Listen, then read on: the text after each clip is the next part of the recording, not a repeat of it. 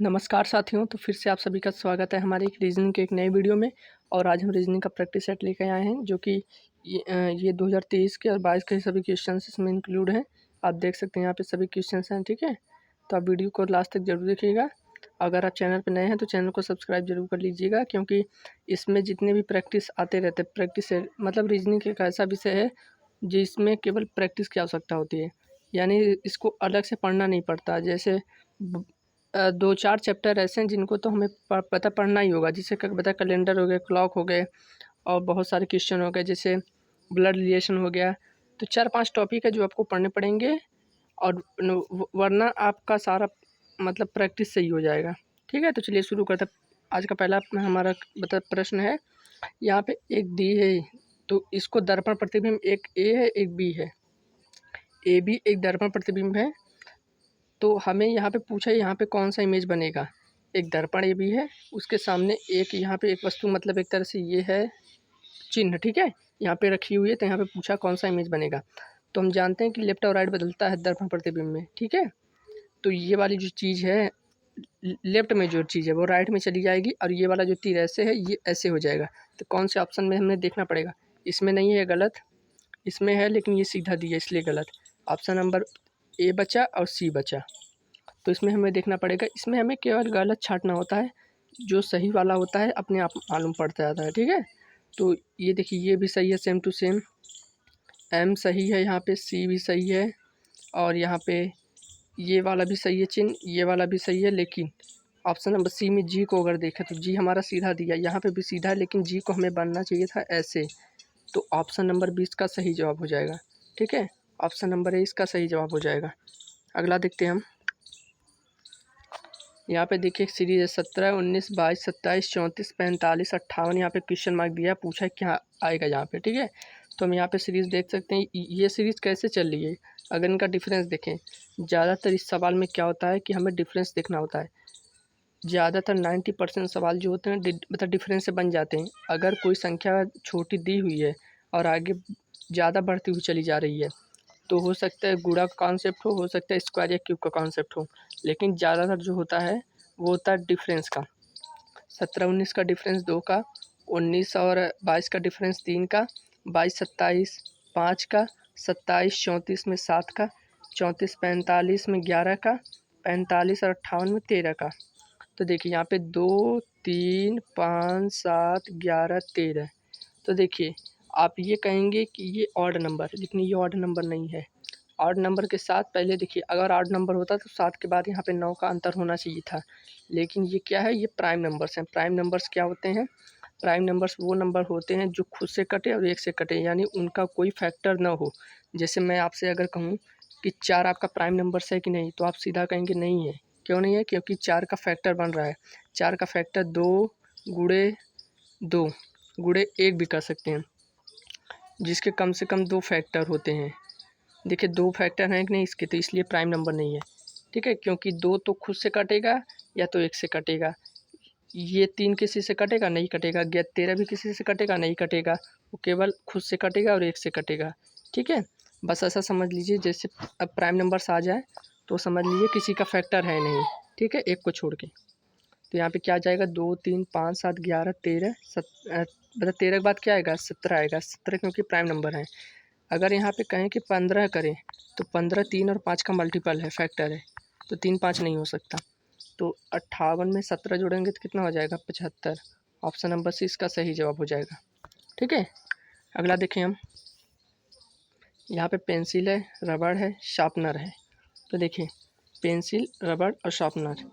तो देखिए पेंसिल एक अलग चीज़ है, रबड़ एक अलग चीज़ है, शार्पनर एक अलग चीज़ है, ठीक है। आपने बचपन में तो आपने यूज किया होगा। शार्पनर जानते हैं जिससे छीला जाता है, मतलब।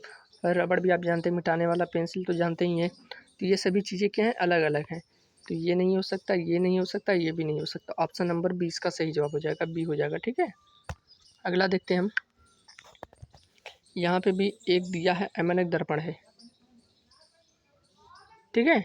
एमएनएक दर्पण दिया, यहाँ पे एक कुछ अल्फ़ाबेट्स लिखे हुए हैं, यानी वर्णमाला कुछ लिखी हुई है यहाँ पे। तो मैं पूछा है क्या बनेगा। तो ए तो यहाँ पे ऐसे ही आ जाएगा, एल हमारा ऐसे कुछ इस प्रकार हो जाएगा, पी हमारा ऐसे हो जाएगा, एच हमारा ऐसे ही रहेगा, ए हमारा ऐसे ही रहेगा, ठीक है। तो कौन से ऑप्शन में है? ए यहाँ पे ठीक है, यहाँ पे एच आ गया है गलत, यहाँ पे ए सही है, एल सही है, पी सही है, एच सही है, ए, यानी ऑप्शन नंबर ए। ये तो बहुत सिंपल था, ये गलत क्योंकि यहाँ पे सीधा एल दिया है। यहाँ पे देखिए एल को कहाँ लिख दिया गया, इसलिए ये भी गलत। बचा option number 20 A. Option number A इसका सही जवाब हो जाएगा। ठीक है,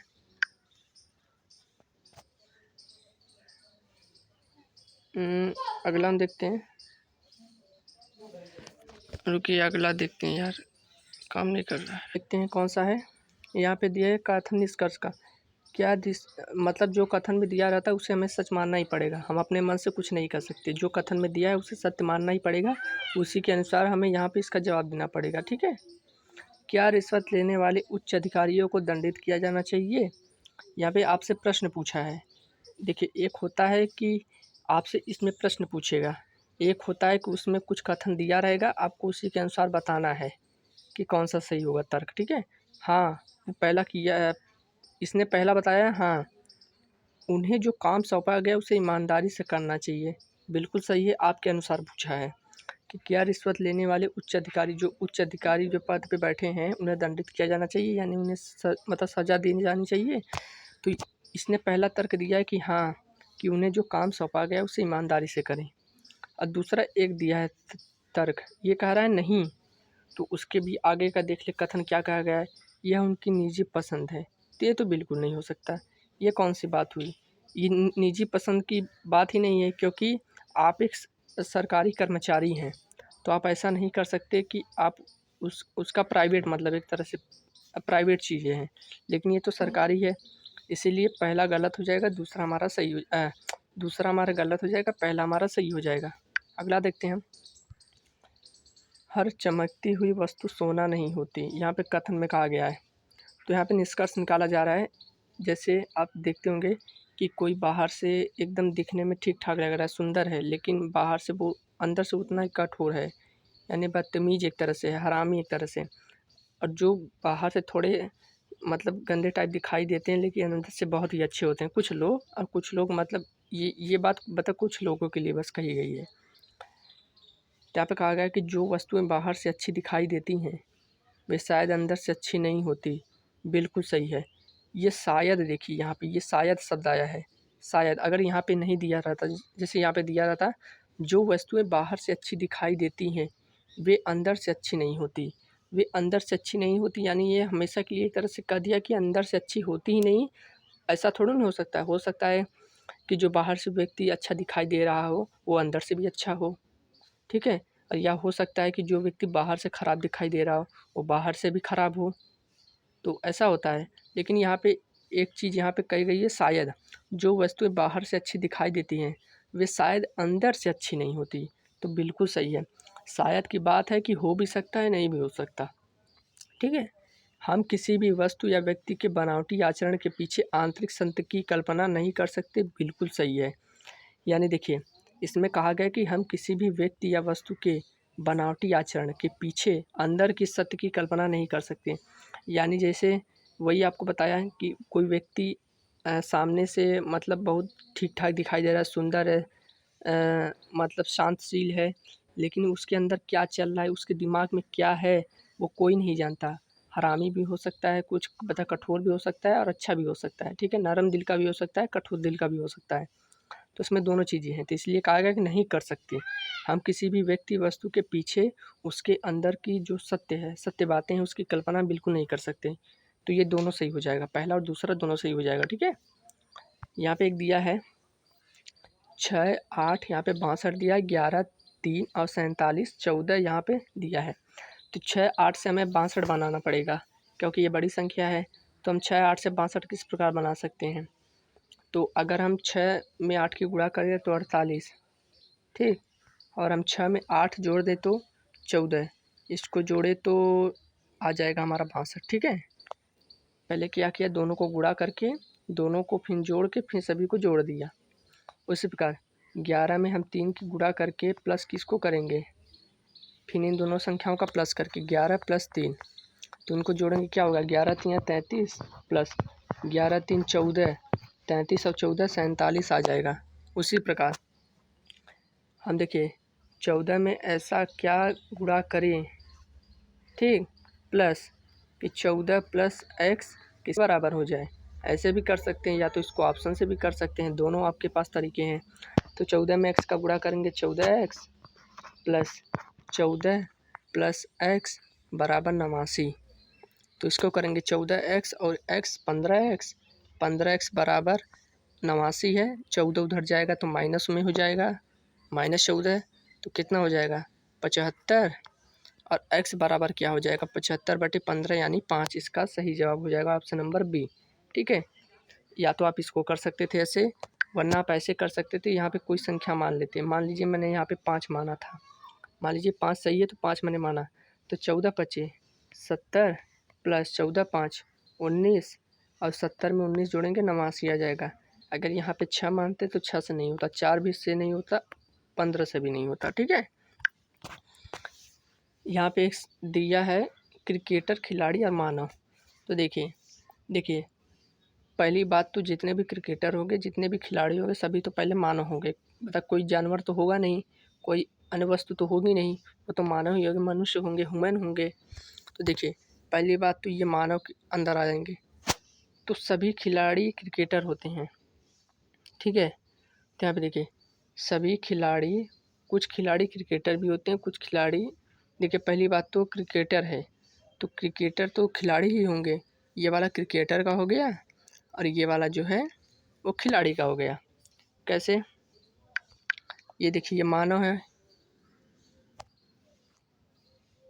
ये मानव का सर्कल, ये मानव का सर्कल हो गया हमारा। ये किसका हो गया, ये हो गया हमारा खिलाड़ी का, सॉरी क्रिकेटर का।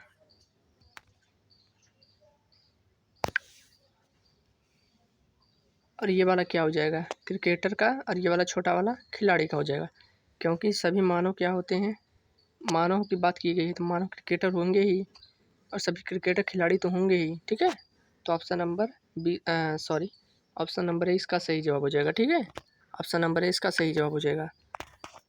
और एक सवाल और है यहाँ पे कि यहाँ पे कथन में कहा गया है कि प्याज की कमी, कहाँ गया यार, प्याज की कमी और कुछ व्यापारियों द्वारा बड़े पैमाने पर जमाखोरी के कारण प्याज की कीमतों में काफ़ी ज़्यादा वृद्धि हुई है। यानी देखिए प्याज का समय है, एक तरह से बोलिए तो जो व्यापारी हैं वो प्याज़ों को जमा कर रहे हैं चोरी से, जिससे क्या हो रही है कि जब किसी वस्तु का उत्पादक कम होता है तो उस वस्तु की कीमत स्वतः ही बढ़ जाती है। मान लीजिए कि आपके गांव में प्याज बहुत ज़्यादा हो रहा है तो उसकी कीमत बहुत कम होगी, मान लीजिए 20 रुपये किलो होगी। जब उस वस्तु की जब वो वस्तु धीरे धीरे घटने लगेगी तो उसकी कीमत ऑटोमेटिक बढ़ जाएगी।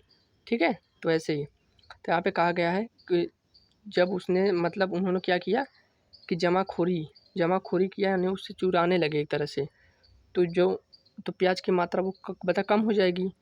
प्याज की कमी के कारण उसमें काफ़ी ज़्यादा वृद्धि हो जाएगी।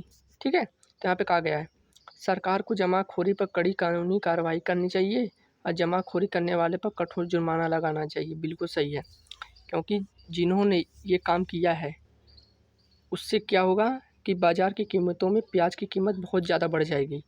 तो इसीलिए सरकार को ये कदम उठाना चाहिए कि जो इसने काम किया है उसके खिलाफ़ सख्त से सख्त कानूनी कार्रवाई हो।